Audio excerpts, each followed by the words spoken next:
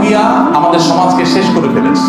কারণ অবাধ যৌনাচার এটাকে বাই প্ল্যান প্রমোট করা হয়েছে, এটাকে পরিকল্পিতভাবে সমাজে প্রতিষ্ঠিত করা হয়েছে। ভালো মানুষও ভালো থাকতে পারে না, তাকে উস্কে দেওয়া হয় নানাভাবে। সে চাইলেও ভালো থাকতে পারে না। তরুণ ছেলেপেলেরা নিজেদের চরিত্রকে হেফাজত করতে পারছে না, তাদেরকে নানাভাবে বিজ্ঞাপনের নামে, সংবাদের নাম, আপনারা প্রায় সময় দেখেন এসএসসি পরীক্ষা, দাখিল পরীক্ষার ফলাফল প্রকাশ হয়, এইচএসসি পরীক্ষার ফলাফল প্রকাশ হয়, পত্রিকার পাতা ছবি প্রচার হয় কাদের?